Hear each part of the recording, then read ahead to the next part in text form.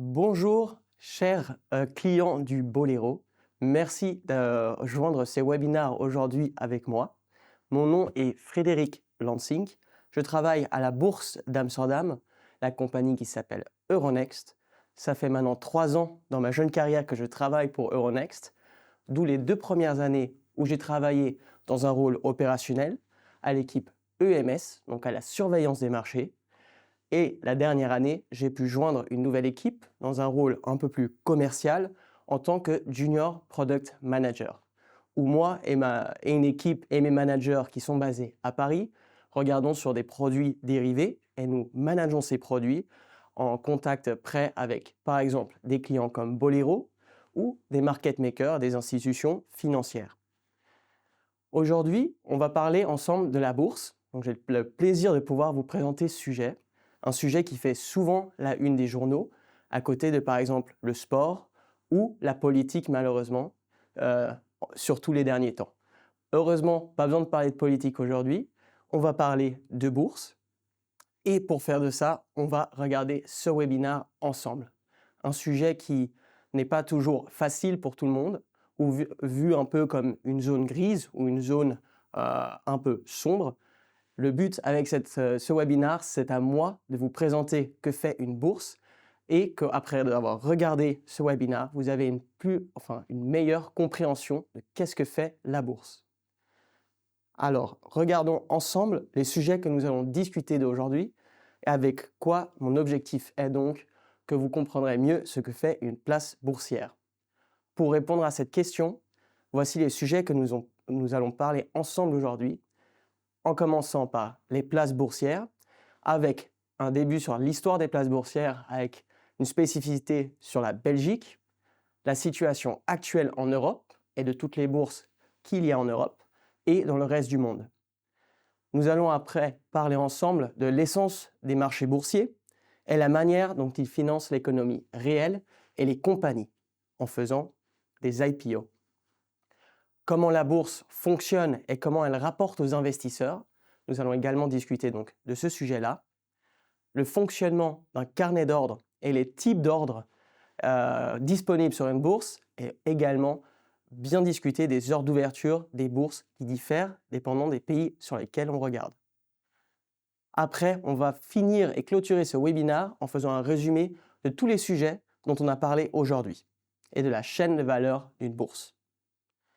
Voici donc les sujets que nous allons discuter ensemble aujourd'hui et nous allons voir que sur le prochain slide, il y a un extrait d'un film incroyable, je trouve personnellement, Le Wolf of Wall Street. Si vous ne l'avez pas vu, je vous le recommande fortement. Peut-être que vous l'avez vu et que vous avez même des référencements différents des miens. Par exemple, d'autres personnes pourraient penser au film Wall Street avec le très connu Gordon Gekko. Même que si vous n'avez pas vu ces films, je pourrais presque le recommander. Et ce que j'essaye de partager par là, c'est que du coup, la plupart des gens voient une bourse de cette façon. Peut-être que c'était vrai à l'époque, mais de nos jours, en tout cas, ça a bien changé. J'aurais adoré voulu vivre ça, mais c'est un marché, en tout cas en Europe, je pense même l'un des métiers les plus régulés. Et c'est ce qu'on va discuter aujourd'hui. En commençant par les bourses de Belgique. Vous allez déjà remarquer une spécificité ici, c'est que je parle au pluriel. Pour un petit pays comme la Belgique, pendant mes recherches pour ce webinaire, j'ai été très surpris de voir qu'il y avait en fait, dans l'histoire de la Belgique, plusieurs bourses.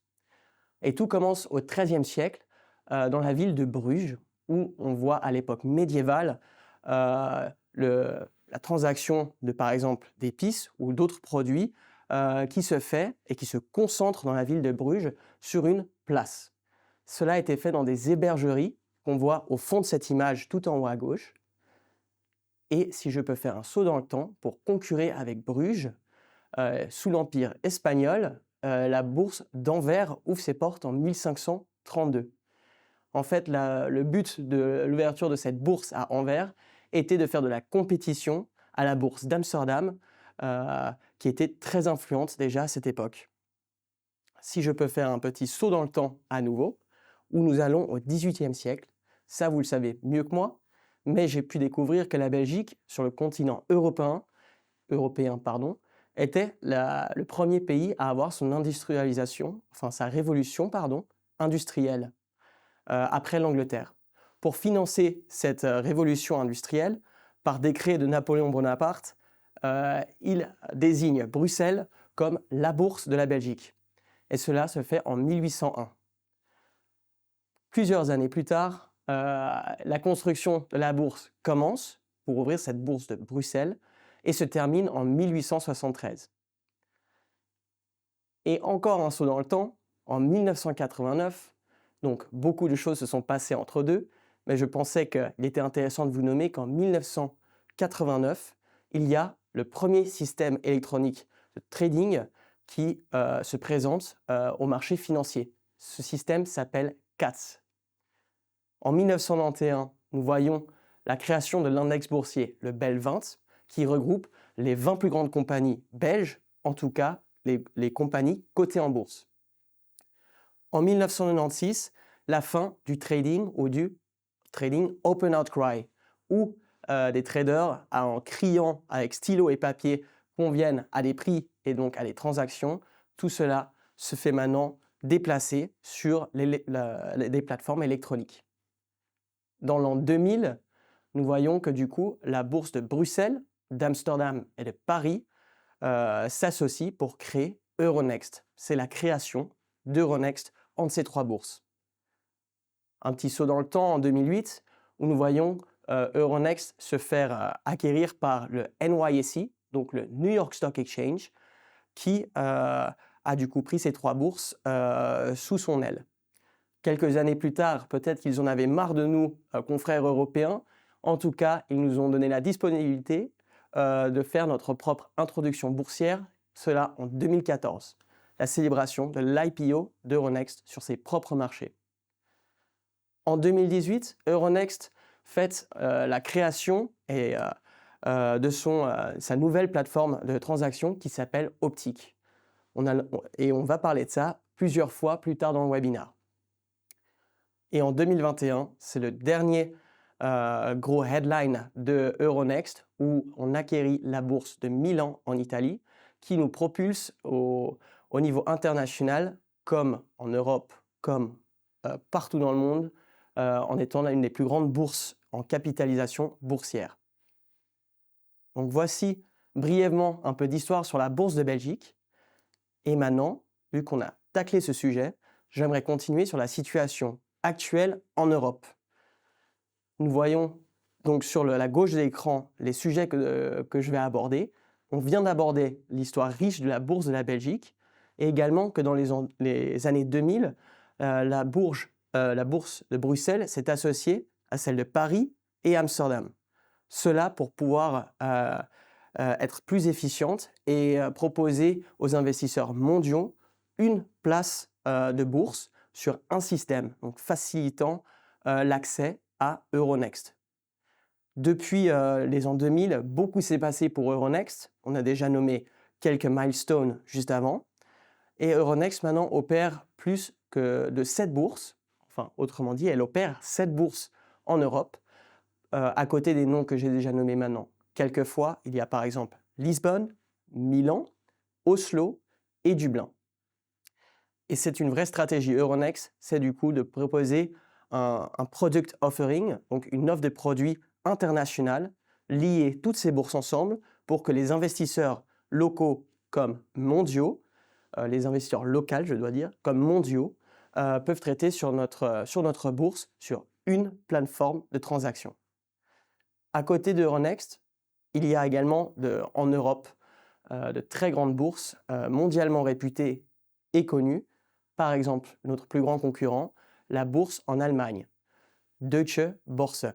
C'est une bourse par son histoire qui s'est profilée comme très internationale, encore une fois qui est notre plus grand adversaire sur le sol européen en tout cas. À côté de ça, il y a en violet le London Stock Exchange, donc la bourse de Londres, qui de son passé était l'une des plus grandes bourses, ou même à un moment la plus grande bourse du monde, qui a certainement changé au cours des années précédentes. Cependant, elle reste très grande et très influente. En Suisse, qu'il ne faut pas oublier, il y a le SIX Swiss Exchange, donc la bourse suisse qui est basée à Zurich. Récemment, elle a fait l'acquisition de la bourse de Madrid et du coup, elle également grandit et augmente son influence. Après, si on regarde dans les pays nordiques, donc en bleu ici, nous voyons le Nasdaq nordique, également un compétiteur ou un concurrent d'Euronext, qui a un peu la même méthodologie d'Euronext, c'est-à-dire lier plusieurs plateformes, cette fois-ci dans le nord, enfin plusieurs places boursières sur une plateforme de transaction. Et d'où mon message que vous verrez en bas à gauche, où les échanges boursiers commencent, le commerce commence.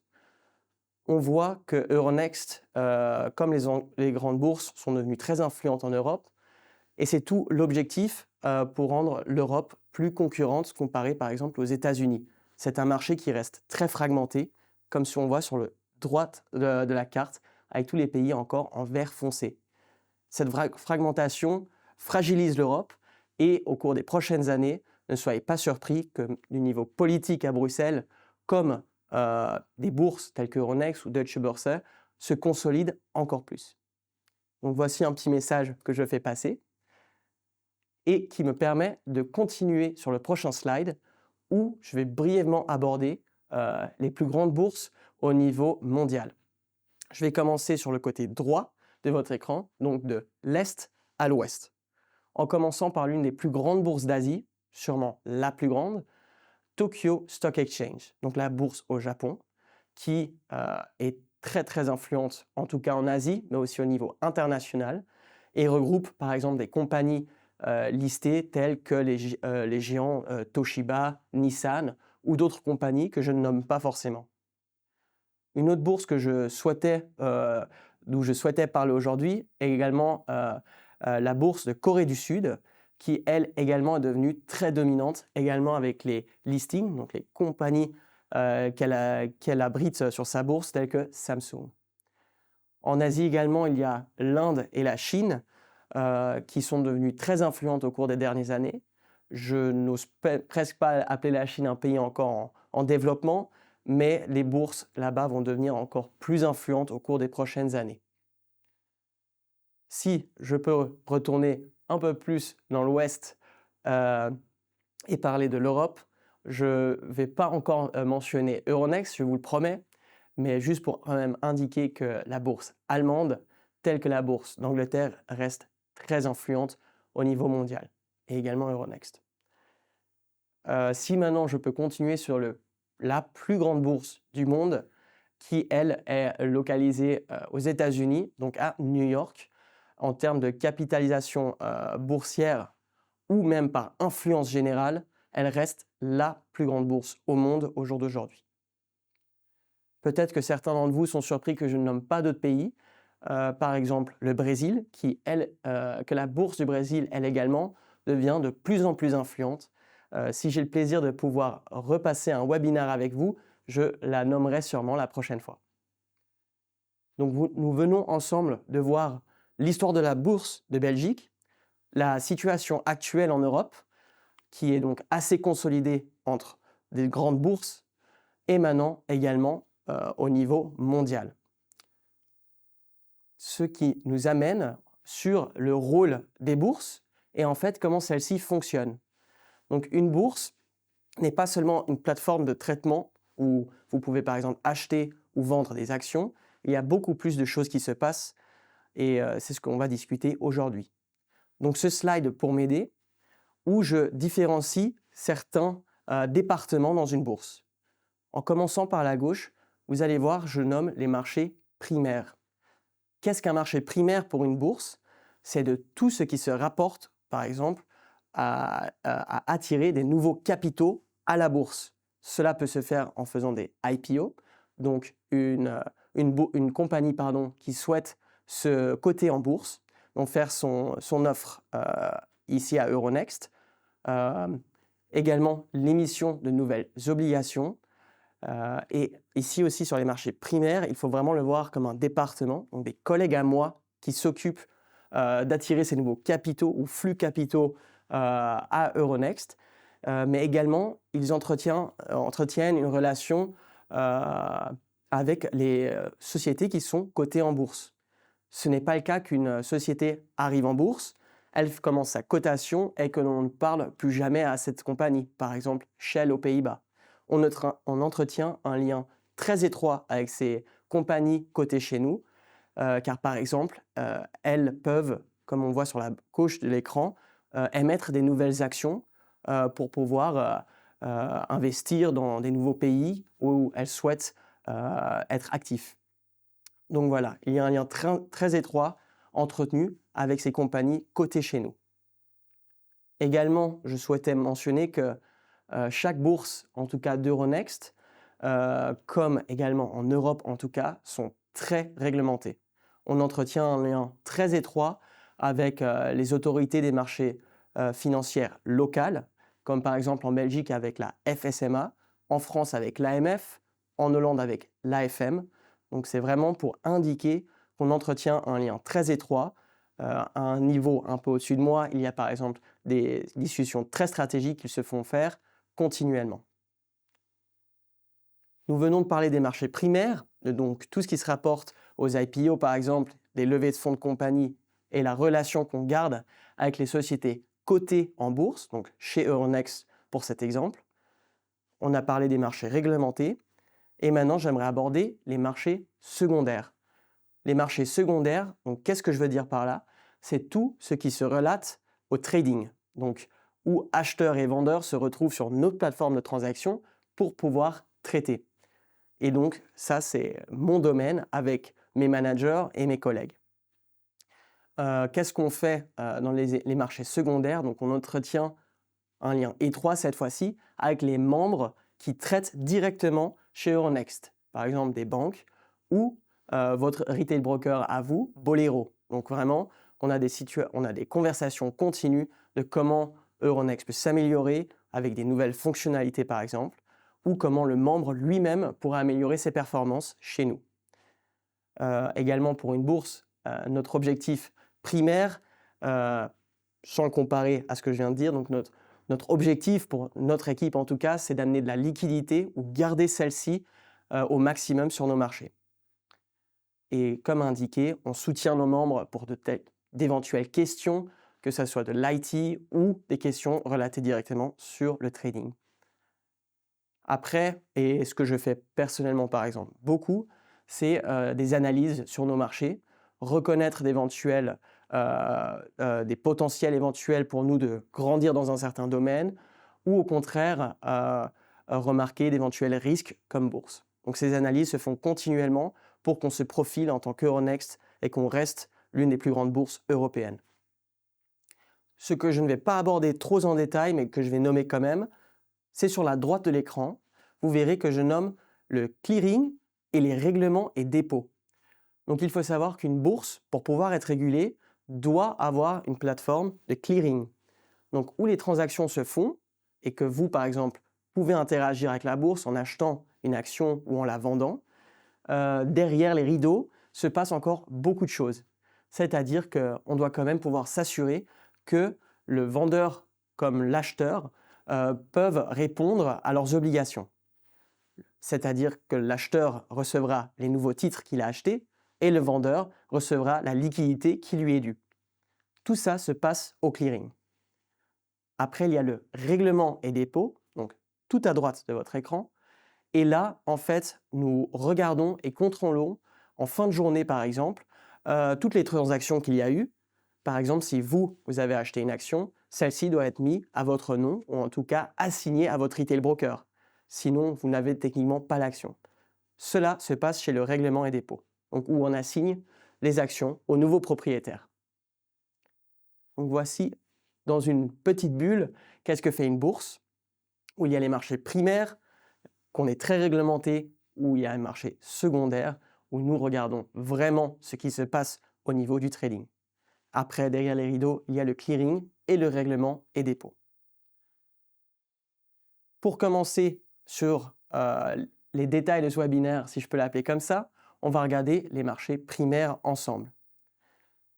Et en commençant par la question, où j'ai discuté juste avant que nous voulons attirer des nouvelles compagnies sur notre bourse, celle-ci le fait aussi pour une certaine raison. Donc la compagnie choisit une introduction boursière. Pourquoi?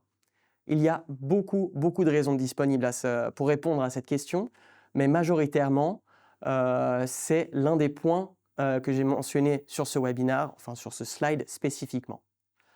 Par exemple, la levée de fonds pour financer sa croissance. Pour donner l'exemple, je pense en tout cas que chaque compagnie commence à un certain niveau, généralement à un petit niveau, elle se développe bien sûr, et pour financer son développement, elle va grandir. Pour pouvoir grandir, elle a besoin de fonds, de capitaux, pour pouvoir financer cette croissance. Au début de cette croissance, les fonds qui doivent être levés sont plus bas que quand elle va commencer à devenir trop influente. Et à un certain moment, il pourrait peut-être être difficile de trouver des investisseurs privés qui sont capables ou qui veulent tout simplement mettre de telles sommes pour qu'elle continue à grandir. Et c'est là où elle va du coup considérer son introduction en bourse. Si elle va si loin et qu'elle fait son introduction en bourse, il y a d'autres éléments qui sont bien sûr vendeurs pour cette compagnie, tels que sa visibilité va augmenter. Par exemple, si elle vient se coter en bourse, elle gagne une renommée internationale parce que si elle vient chez Euronext par exemple et elle va sur la bourse de Bruxelles et qu'on l'inclut par exemple dans l'index boursier le BEL 20, elle sera alors à ce moment-là comparée aux 20 plus grandes compagnies de Belgique. Donc voici sur la visibilité. Je ne vais pas tout nommer non plus, sinon ça va prendre un peu trop de temps, j'ai peur. D'autres topics que je voulais mentionner et également que ça peut attirer ou retenir du personnel qualifié. Par exemple, avec des plans d'options sur actions pour pouvoir garder du personnel qualifié. Également, le dernier point que je voulais nommer sur ce slide est que ça apporte de la liquidité aux actionnaires. On vient de donner l'exemple au tout début qu'une compagnie a besoin de faire des levées de fonds pour financer sa croissance. Et du coup, les investisseurs qui étaient là depuis le début investissaient dans une compagnie privée qui n'est pas du tout liquide. En tout cas, les parts d'actions ne peuvent pas être achetées, vendues à tout va. Si celle-ci fait une introduction boursière, elle sera du coup traitée, enfin tout le monde pourra du coup acheter une action ou la vendre, qui amènera beaucoup plus de liquidité sur l'investissement. Et du coup aussi, certains investisseurs qui sont là depuis le début peuvent l'utiliser comme une exit strategy, donc pour sortir de la compagnie. Voici quelques exemples. Il y en a beaucoup plus bien sûr, ça dépend vraiment de la compagnie sur laquelle on regarde. Et comment répond Euronext à ces compagnies qui souhaiteraient du coup avoir une cotation chez nous? Car il faut savoir, c'est bien sûr pour une bourse très intéressant de recevoir une nouvelle compagnie sur ces marchés, car ça attire l'œil peut-être de nouveaux clients qui souhaiteraient traiter alors sur nos marchés, mais également, par exemple, pour le volume d'actions qui sera traité sur cette nouvelle compagnie listée chez nous. Donc c'est une vraie compétition qui se fait entre les bourses mondiales, par exemple pour les plus grandes compagnies qui cherchent une IPO. Les arguments vendeurs d'Euronext, par exemple pour attirer ces nouvelles compagnies, seraient qu'on vendrait notre liquidité sur nos marchés. On a des marchés très liquides. Comme je vous l'ai dit avant, c'est un de nos objectifs primaires en tant que bourse, avoir de la liquidité, car on amène acheteurs et vendeurs sur une plateforme de négociation pour qu'ils puissent passer à une transaction. Également, on utilise le fait qu'on a une base d'investisseurs mondiaux, par exemple des banques américaines ou des banques asiatiques qui traitent directement sur nos marchés, et c'est vendu comme un argument, bien sûr, à une compagnie qui souhaite coter chez nous. Pour ne pas tout nommer non plus, je peux peut-être utiliser l'un des arguments que je préfère chez Euronext. Comme je vous ai indiqué, nous avons 7 bourses en Europe, mais elles traitent tous sur la même plateforme. Pourtant, on vend l'argument qu'on a beaucoup de liquidités et que du coup, on a une connexion mondiale, mais quand même avec des racines qui restent dans les pays où nous restons actifs. On a par exemple des collègues dans chaque pays, dans chaque départements que j'ai nommés, car eux comprennent les besoins des écosystèmes locaux. Après, pour une compagnie, et ça va être le dernier point que je vais nommer sur ce slide, il est essentiel, enfin c'est tout leur objectif en faisant leur IPO, d'avoir une valuation, enfin une évaluation compétitive quand elle va coter sur notre bourse.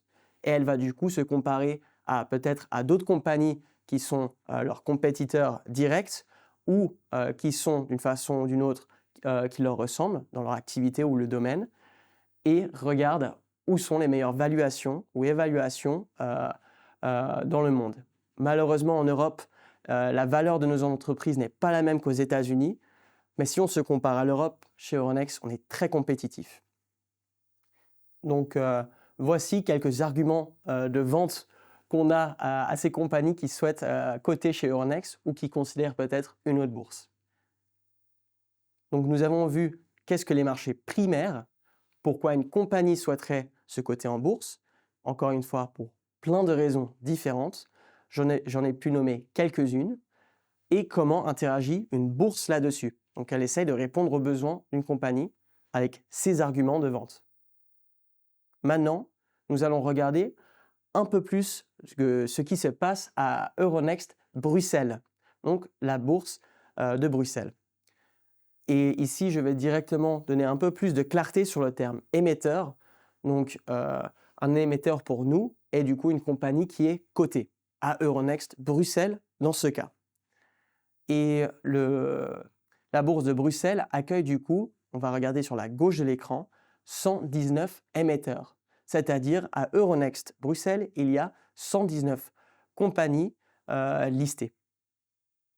La valeur totale de toutes ces compagnies réunies est de 362 milliards d'euros, qui fait du coup une moyenne, si on arrive à diviser ça sur ces 119 émetteurs ou compagnies, une moyenne de 3 milliards d'euros de capitalisation boursière. Si on peut regarder plus bas sur l'écran, nous voyons que du coup, on va comparer le nombre d'émetteurs et leur fourchette de capitalisation boursière. Sur la gauche, vous allez voir les small cap, après mid cap et les large cap. Dans le monde Euronext, pour nous, une small cap est une compagnie qui est valorisée entre 0 et 150 millions d'euros. Une mid cap, elle, sera valorisée du coup de 150 millions d'euros jusqu'au milliard. Et les large cap sont les compagnies qui sont valorisées au-dessus du milliard d'euros à Euronext. Quelque chose qui m'a été soufflé à l'oreille par une collègue à Bruxelles, c'est que cela est très unique en Belgique, mais du coup, il y a une balance à peu près parfaite entre les small cap qui sont disponibles à Bruxelles, les mid cap et les large cap. Tandis que, par exemple, si on se comparerait à Euronext France, donc la bourse de Paris, nous verrons beaucoup plus de small cap comparé au mid ou au large cap. À Amsterdam, dans l'autre cas, ça sera tout l'inverse. Il y aura énormément de large cap comparé au small cap. Donc il y a une balance à peu près parfaite en Belgique qui est du coup qui est très unique à cette bourse. Si je peux regarder sur la droite, on va regarder à la répartition en premier du secteur et les fonctions de ces compagnies, en commençant par regarder du coup sur ces 119 émetteurs, on voit que 20% est actif dans le bâtiment, 15% dans l'industrie. Donc là, c'est vraiment dominé. Si on regarde au nombre total d'émetteurs, on voit vraiment une dominance de l'industrie et du bâtiment, suivi par du coup la finance et la santé.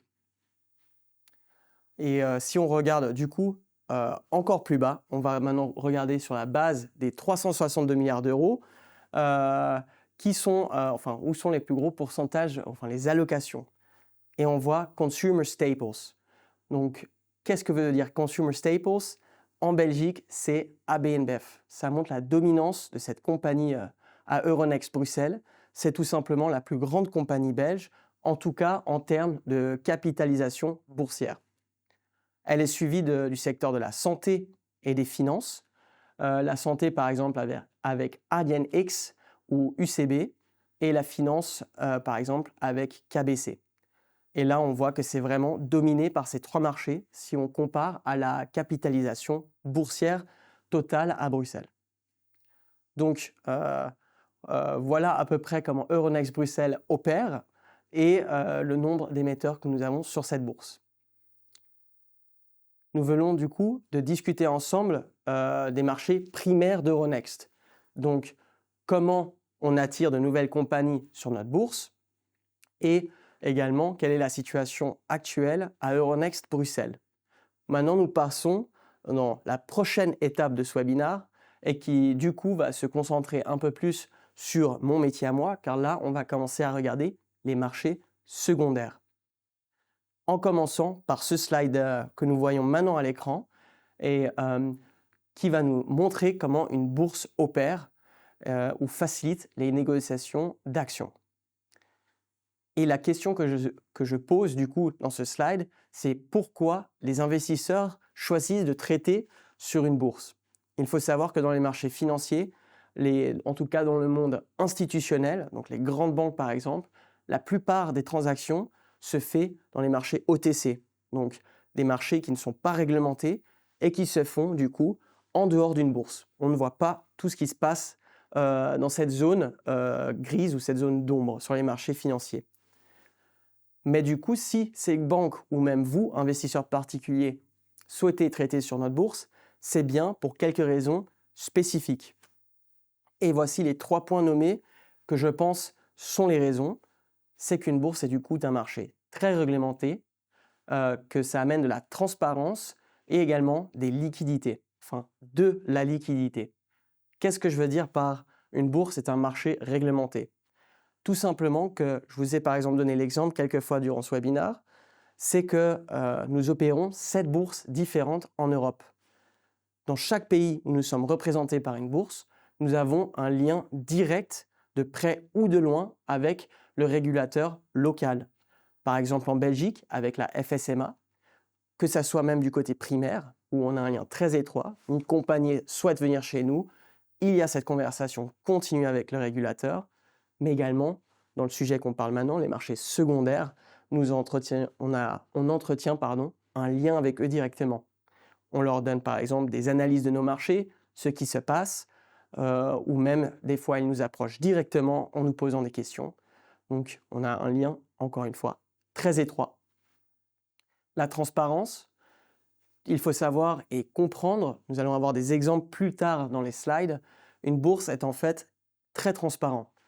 Ce que je peux donner comme exemple, c'est par exemple, vous qui ouvrez votre plateforme Bolero, ou même si vous ouvrez un journal qui regarde la finance des marchés, vous pouvez voir à chaque fin de session, donc à la fin de la journée de négociation, que par exemple, le Belvent a gagné 1,2% ou peut-être a baissé de quelques pourcents.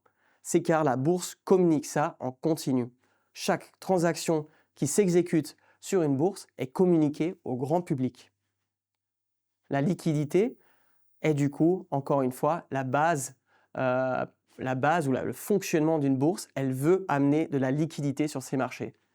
Le but de la bourse est donc d'amener acheteurs et vendeurs à un même endroit pour qu'ils puissent négocier et amener des transactions ou exécuter des transactions l'un contre l'autre. Et Euronext, vu que c'est un marché réglementé, nous avons une supervision de première et de deuxième ligne. Qu'est-ce que je veux dire par là? Alors on peut regarder un peu plus bas de comment cela est-il appliqué chez Euronext. Notre première ligne de supervision est tout simplement la surveillance des marchés, d'où je viens et où j'ai travaillé pendant 2 ans. La surveillance des marchés, elle regarde continuellement, suit par exemple les prix des actions, le développement sur une action qui traite chez nous et a plusieurs systèmes à sa disposition pour pouvoir suivre, monitorer ce qui se passe et également imaginer que par exemple il y a un énorme crash boursier ou une action qui se comporte très bizarrement, tout d'un coup on voit un cours qui baisse ou qui monte très virulemment, elle peut arrêter le trading, donc pour donner une temporisation au marché. Si la surveillance des marchés peut faire ça, c'est également qu'elle fait des analyses et elle peut investiguer de ce qui se passe sur une action. Imaginons qu'elle remarque qu'il y a une situation bizarre. Par exemple, elle remarque qu'un membre d'Euronext, donc par exemple une banque ou un market maker, se comporte très agressivement sur un sous-jacent. Elle peut faire son analyse, créer un dossier et l'envoyer à la deuxième ligne de supervision, qui elle est la compliance, que nous voyons dans le deuxième cube sur la droite. La compliance, elle, peut prendre plus de temps que la surveillance des marchés pour non pas faire juste une analyse, mais où elle va vraiment investiguer sur ce qui s'est passé. Elle a les mêmes accès que la surveillance des marchés sur de ce qui s'est passé pendant une séance boursière, par exemple, et elle va vraiment prendre le temps d'investiguer. Généralement, cela se fait entre la compliance, surveillance des marchés et le membre concerné, ou peut-être plusieurs membres concernés, mais il arrive quelquefois que les activités remarquées ne sont peut-être pas légales, et du coup, c'est là où la deuxième ligne de supervision, donc encore une fois la compliance, va amener le sujet au régulateur local. Par exemple, si la situation est remarquée en Belgique, il va du coup contacter la FSMA pour parler de ce qu'ils ont remarqué et entreprendre des actions légales si nécessaire. Donc, voici un peu les arguments de pourquoi des membres traitent sur nos marchés. Nous pouvons maintenant continuer sur le prochain slide. Et j'ai beaucoup parlé de pourquoi des gens traitent chez nous, mais du coup, qui sont ces personnes? Qui sont ces membres ou ces entités? On va le voir sur ce slide. Alors je précise, j'ai préféré garder les détails ici ou les noms en anglais, car c'est les termes que nous-mêmes utilisons à la bourse, car l'anglais est un peu la langue sur les marchés financiers. Sur la droite, en vert, vous allez voir Stock Exchanges, donc les bourses. Et en voyant ce slide, et en regardant de plus près, on voit que du coup, en fait, les bourses sont au cœur des marchés financiers. Il est très important de comprendre que pour traiter sur une bourse, il faut être membre. C'est-à-dire, vous ne pouvez pas demain dire j'arrête Bolero et je vais directement traiter moi-même chez Euronext. Ce n'est juste pas possible. Ça doit être des entités légales. Et du coup, doivent également faire toute une procédure pour pouvoir traiter sur nos marchés. Les plus grands membres directs que nous avons, j'en ai nommé que quelques-uns, sont par exemple des banques, des brokers, mais attention à ce moment-là, je dis des brokers institutionnels qui facilitent par exemple des achats et des ventes d'actions pour d'autres entités, des retail brokers comme Bolero qui vous permet à vous de traiter sur nos marchés directement, et d'autres entités un peu moins connues du grand public, mais qui amènent de la liquidité sur une bourse et se font de l'argent grâce à ça. Exemple, des market makers. Si on regarde la deuxième couche que j'ai amenée, c'est-à-dire en bleu clair, ce ne sont pas des membres directs. Si ces personnes souhaitent par exemple traiter sur nos marchés, elles doivent passer par le biais d'un membre direct. On voit ici par exemple des fonds souverains ou des pension funds qui, eux, également traitent sur des marchés financiers, même avec de très très grandes sommes. Mais du coup, pour eux, vu qu'ils ne sont pas autant actifs, il n'y a pas de nécessité à devenir membre chez Euronext, par exemple. Du coup, ils font le choix de passer par le biais d'un broker ou d'une banque pour accéder à nos marchés. Sur la troisième couche, ce que je souhaitais montrer ici, c'est qu'il y a également des entités à un niveau plus macro, par exemple des banques centrales européennes. Mais ce qui est important à comprendre, c'est que d'une façon ou d'une autre, même si nous ne sommes pas directement liés, tous leurs choix et décisions auront un impact sur tout l'écosystème dont je viens de parler. Et de même, par exemple, pour les banques. En fait, c'est vraiment un écosystème qui est très complexe et tout le monde, enfin l'action de l'un impacte l'autre et vice-versa. Donc voici à peu près les membres que nous avons chez Euronext. Il y en a encore une fois beaucoup plus, mais le message ici est vraiment de faire comprendre que c'est un écosystème qui existe et qui interagit les uns avec les autres. Et maintenant, la question est de comment fonctionne en tout cas cet écosystème ou nos membres directs? Comment communiquent-ils avec Euronext? Comment c'est possible qu'ils achètent une action ou la vendent? Encore une fois, et je l'ai nommé plusieurs fois, c'est qu'une bourse opère une plateforme de négociation. Chez Euronext, cette plateforme, elle s'appelle par exemple Optiq. Mais en Allemagne, elle s'appelle T7. Et en Angleterre, chez nos confrères anglo-saxons, elle s'appelle Millennium. Et toutes ces plateformes de négociation, par contre, attention, sont bien dépendantes par bourse, mais opèrent à peu près de la même façon. Comme ça, les membres ne se perdent pas entre la bourse de Londres qui fonctionne différemment que celle d'Euronext, même s'il y a quelques détails différents. Et comment communiquent du coup ces membres, par exemple une banque, avec les bourses? C'est avec l'OEG, l'infinitif de Order Entry Gateway. Donc le nom l'indique déjà.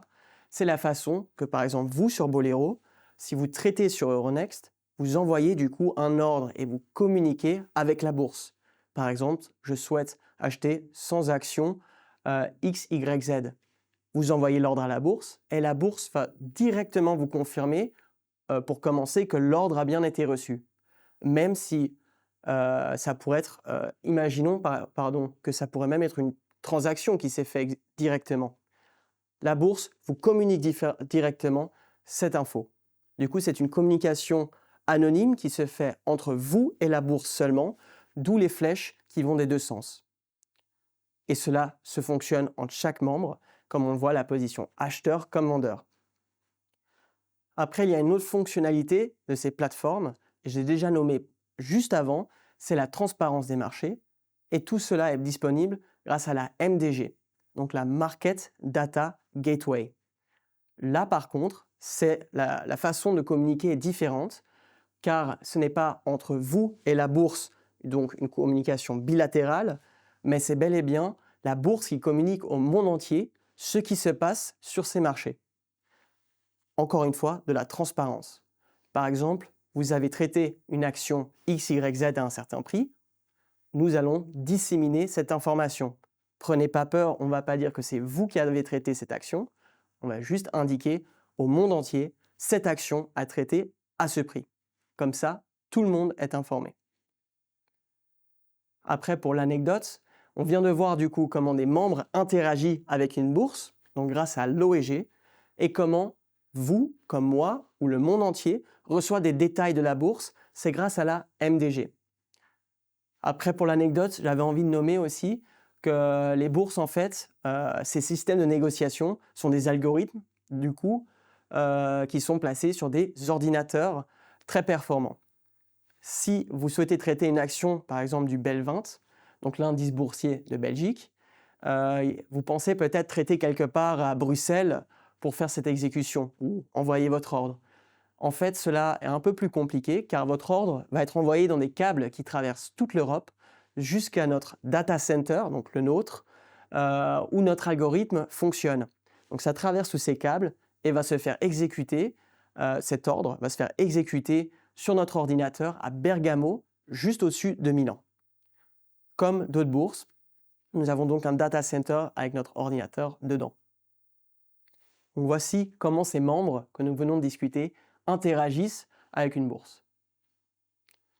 Ce qui me permet de continuer sur le prochain slide et où je souhaite un peu vous montrer le fonctionnement de l'OEG, comme on vient de discuter, et tout ce qui se passe après que vous avez envoyé votre ordre à la bourse. Tout commence chez vous, le client Bolero, qui décide de passer à l'action et d'envoyer un ordre à la bourse pour, par exemple, acheter de nouveau cette action XYZ. Bolero va du coup recevoir cette information de vous et va la transmettre directement à la bourse, dans cet exemple Euronext. Euronext va du coup collecter cet ordre et, si possible, le faire exécuter contre un autre ordre. Par exemple, acheteur contre vendeur.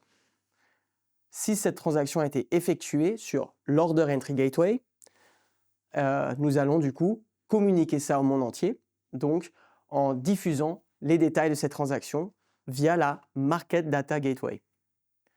Après cet ordre qui a été exécuté, on va le transmettre directement à Euronext Clearing qui, eux, vont s'assurer que acheteurs comme vendeurs peuvent répondre à leurs obligations. C'est-à-dire que l'acheteur va devoir recevoir ses titres et le vendeur recevoir les fonds qui lui sont dus. Si cela est considéré comme conforme, alors l'instruction est également envoyée à Euronext Securities pour que eux s'assurent du bon traitement de cette opération et opèrent le changement de propriétaire. Car cette action, par exemple, ne m'appartient plus, car je vous l'ai vendue, donc elle vous appartient à vous et cela doit être enregistré quelque part. Après tout cela, qui se fait en une fraction de seconde, Bolero vous envoie la confirmation que votre ordre a été exécuté sur la bourse. Après, il y a beaucoup de détails dans ce slide. Moi, je compte vous rassurer en vous disant que vous ne remarquerez que ce qui se passe sur une bourse. Tout le reste, par exemple Euronext Clearing ou Euronext Securities, s'opère derrière les rideaux entre Bolero et la bourse. Alors, nous voyons de voir ce qui se passe sur votre ordre quand vous l'envoyez à la bourse. Et du coup, cet ordre se fait toujours via un carnet d'ordre central, ce que nous voyons maintenant sur l'écran. C'est du coup votre façon d'interagir avec une bourse. Un carnet d'ordre central, mot compliqué, se présente comme sur la droite de votre écran. C'est une capture d'écran de Bolero. Donc vous allez pouvoir le reconnaître sûrement. Et il a toujours la même représentation. C'est-à-dire qu'il y a toujours le bid, donc l'acheteur à gauche, et le ask, le vendeur à droite. Au milieu, nous voyons que du coup, il y a des prix. C'est ce que les acheteurs sont prêts à mettre pour acheter une action et ce que les vendeurs sont prêts à recevoir pour leurs actions qu'ils ont en portefeuille. On remarque que si on descend sur le côté acheteur, les prix vont continuellement baisser. Au contraire, les positions vendeuses, elles, vont toujours monter. En fait, ça va dans ce sens du coup, et plus on va au milieu, plus les prix vont être près l'un de l'autre. Là, si on regarde du coup tout en haut de l'écran, on voit que le meilleur prix acheteur est à 58,10 € et le meilleur prix vendeur est à 58,12 €. Donc très proche. Si on regarde des deux côtés, la prochaine règle, c'est, en hollandais, le nombre. Et du coup, ici, vous voyez, à ce prix-là spécifiquement, le nombre d'actions qui sont mis à disposition. Donc, une personne est prête, par exemple, dans la première ligne qu'on voit à l'écran, à acheter 2744 actions. Du côté droite, il y a donc des vendeurs qui mettent à disposition 719 actions. Et ce nombre d'actions est du coup divisé entre de multiples ordres que nous voyons sur les extrémités gauche et droite. Sur la gauche, nous voyons donc qu'il y a à ce prix-là, donc c'est 58,10 €, 2744 actions de position acheteuse pour ce nombre-là, divisé entre 19 ordres. Sur le côté droit, par contre, nous voyons qu'il y a, pour le prix de 58,12 €, 719 actions qui sont mises disponibles par les positions vendeuses, qui sont divisées entre 2 ordres seulement. Comment vous pouvez interagir avec ce carnet d'ordre? C'est du coup en envoyant un certain type d'ordre que nous voyons sur la gauche. Il y a plusieurs ordres qui existent, tels qu'un ordre au marché, un ordre limite, un stop loss ou un stop limit. Je vais vous donner un exemple. C'est par exemple si vous envoyez un ordre au marché. Ça veut dire que par exemple, dans le cas à droite, si on prend l'exemple sur la droite, et que vous souhaitez acheter une action qui est représentée ici, et vous envoyez un ordre marché, qu'est-ce que vous dites en fait? C'est que le prix que vous voyez à droite, donc les positions vendeuses, vous convient. Ça vous va très bien d'acheter cette action à 58,12 €. Par contre, peut-être que vous n'êtes pas totalement d'accord avec les prix que vous voyez sur l'écran, mais vous êtes toujours intéressé par cette action. Vous pouvez alors envoyer un ordre limite et indiquer le prix que vous souhaitez sur lequel vous souhaitez acheter une action ou au contraire sur lequel vous souhaitez vendre votre action. Également, il y a des ordres stop loss et stop limit. Donc, c'est des ordres avec deux components. Il y a un stop, donc c'est une certaine barrière que vous pouvez indiquer, c'est-à-dire par exemple si l'action descend jusqu'à 80 €, je souhaite la vendre. Et le loss, à ce moment-là, il faut le voir comme un ordre au marché. Donc, le cours de l'action baisse, touche le stop et en fait, Bolero va envoyer un ordre au marché. Par contre, vous n'avez du coup pas trop de contrôle sur ce qui se passe. Vous savez juste qu'elle a tapé ses 80 € et après elle a envoyé en marché. Vous n'avez pas de garantie sur quel prix vous allez être exécuté. Un stop limit a le même système, sauf que quand vous allez taper dans le stop, votre ordre ne sera pas envoyé au marché, mais vous allez avoir plus de contrôle car vous allez indiquer une limite sur laquelle vous souhaitez vendre cette action par exemple. Donc vous avez plus de contrôle. Sur les types d'ordres, vous pouvez également indiquer une durée. Par exemple, je veux que mon ordre soit valide pendant un jour, mais vous pouvez également indiquer une date ultérieure dans un mois. Et ces ordres peuvent être envoyés seulement quand la bourse est ouverte, ou en tout cas peuvent être seulement exécutés quand la bourse est ouverte. Et j'ai nommé quelques bourses ici. Je vais juste me concentrer sur l'Europe, avec par exemple une bourse, les bourses en Europe ouvrent de 9 h jusqu'à 5 h 30. Il y a quand même des particularités qu'il faut nommer, car moi aussi ou mes collègues, on a besoin d'aller en vacances. Donc des fois, les bourses sont fermées, par exemple à Noël ou au jour du Nouvel An, si c'est dans la semaine. J'ai ajouté un petit lien en bas. Cliquez dessus, ça va vous montrer toutes les heures d'ouverture et les jours fériés d'Euronext en tout cas. Donc brièvement, voici comment un carnet d'ordre central marche. Je vais me permettre d'aller sur le prochain slide, car où un carnet d'ordre est actif au cours d'une séance boursière et permet des exécutions, peut-être que vous vous posez quand même la question, ce qui est légitime, c'est de comment une bourse détermine un prix d'ouverture ou au contraire un prix de fermeture quand les marchés vont fermer dans la fin d'après-midi. Et cela se fait avec des auction phases, donc des phases, si je le traduis, des phases d'enchères. Il y a toujours une enchère ou une auction phase d'ouverture avant l'ouverture du marché ou après.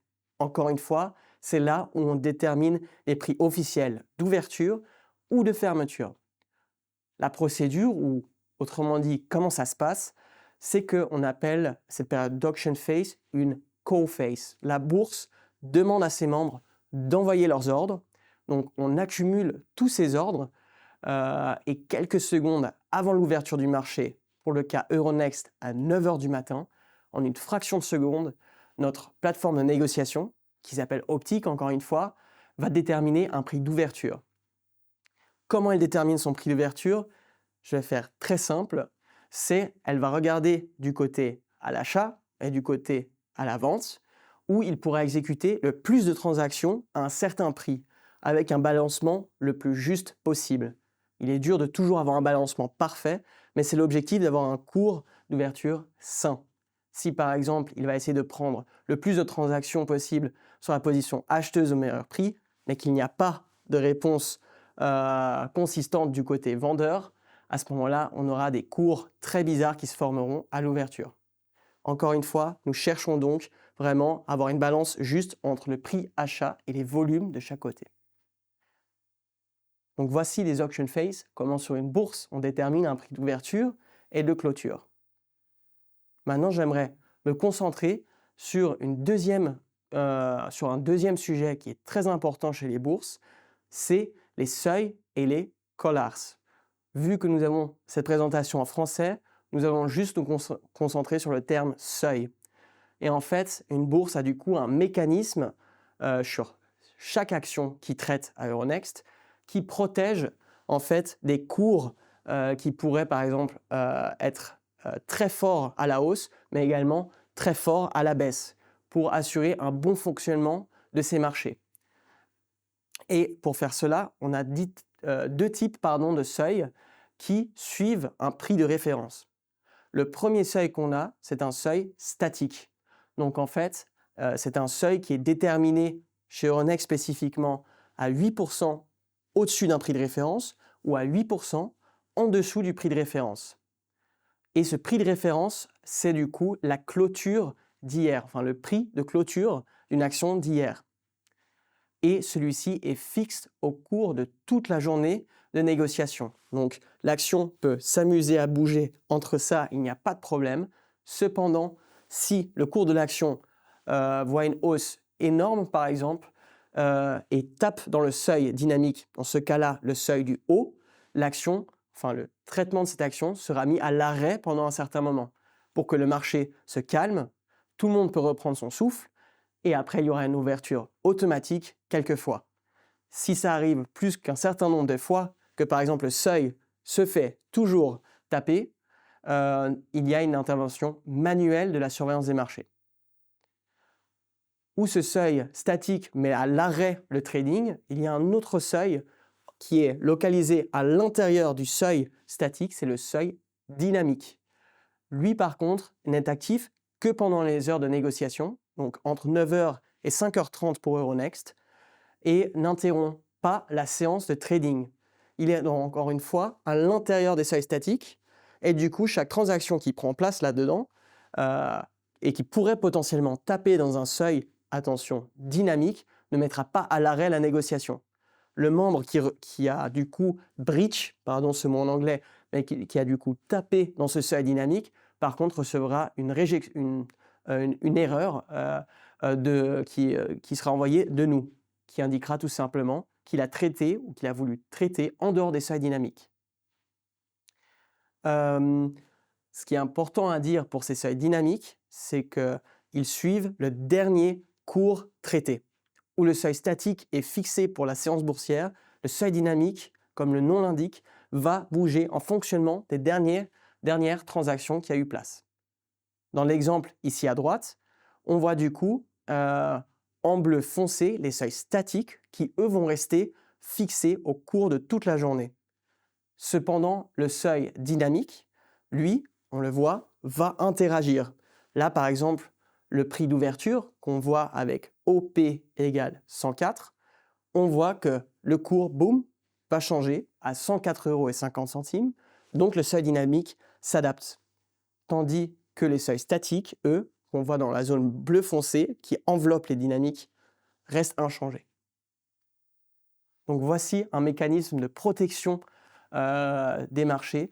On l'utilise vraiment pour permettre à un cours juste de s'établir. Par exemple, des fois, des membres vont commencer à avoir trop peur et des seuils, si je peux l'appeler comme ça, malsains, vont se créer avec des drops énormes ou justement une hausse énorme.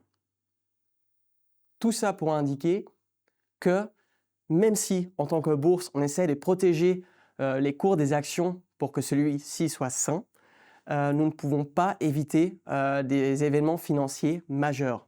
C'est-à-dire, nous sommes une bourse, nous ne pouvons pas déterminer le prix des actions qui cotent chez nous.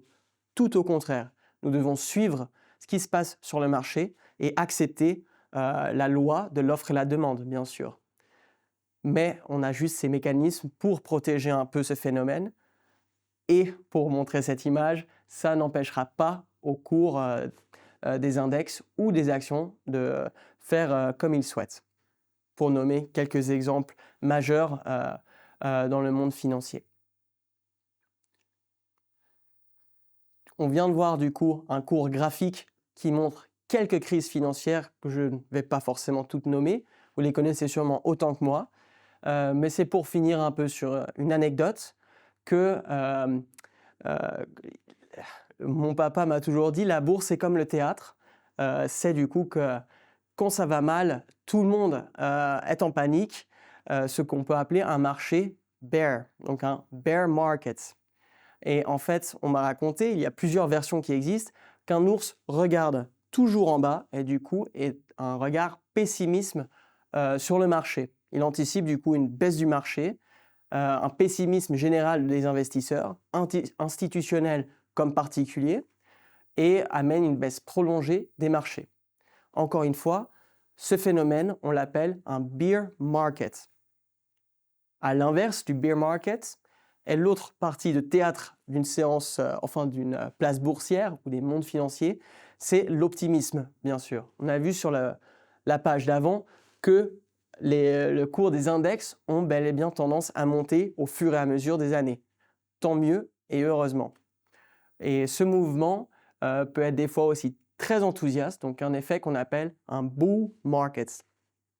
Ces caractéristiques, un bull market qui regarde les yeux en l'air avec de l'optimisme, il regarde donc à une croissance des marchés, optimisme général des investisseurs sur les places financières par exemple, et une tendance haussière à long terme.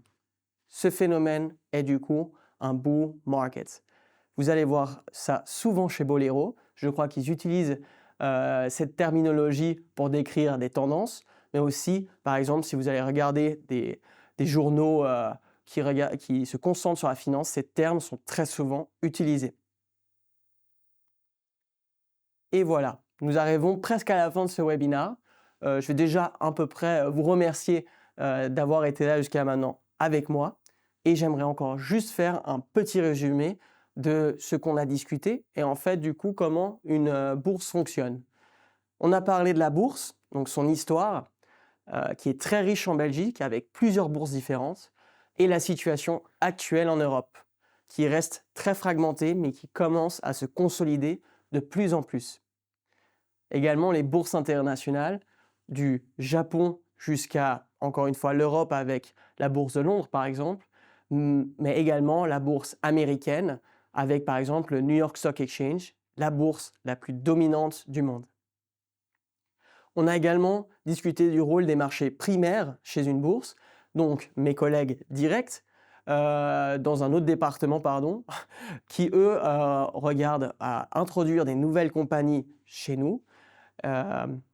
Et après, on a également discuté des marchés secondaires. Donc ça, c'est ma maison, d'où je viens chez Euronext, avec mes managers et collègues, comment on opère sur le marché des actions, par exemple. On a également parlé de Euronext et avec un mot qui s'est échappé ici en hollandais, Waardeketen, qui veut dire la chaîne de valeur, je vous le traduis, sur la plateforme en fait, ou enfin comment une bourse opère avec une plateforme de négociation chez Euronext qui s'appelle Optiq. Je vous ai également montré en fait toutes les étapes du moment où vous envoyez votre ordre depuis Bolero jusqu'à la fin quand votre ordre est exécuté et vous recevez la notification que vous avez votre nouvelle action en portefeuille. Également, on a brièvement discuté du carnet d'ordre central, donc du coup d'une façon plus générale, comment opère une bourse, enfin comment vous pouvez interagir avec une bourse, avec ce carnet d'ordre central, les phases d'enchères pour déterminer les prix d'ouverture et de clôture, et les seuils et collars pour pouvoir protéger nos marchés. Et c'était aussi un peu le message que j'ai essayé de faire passer en montrant le cours des index au cours du temps avec une tendance haussière, donc qu'une bourse ne peut pas réguler les prix qui sont traités, mais juste suivre et faire en sorte que les cours sont le plus sains possible.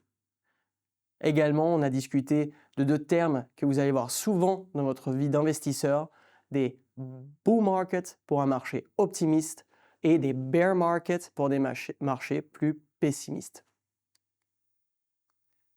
Et nous voici arrivés à la fin de ce webinaire. J'ai beaucoup parlé, donc j'espère que j'ai été clair. Encore merci d'avoir été là et à bientôt j'espère.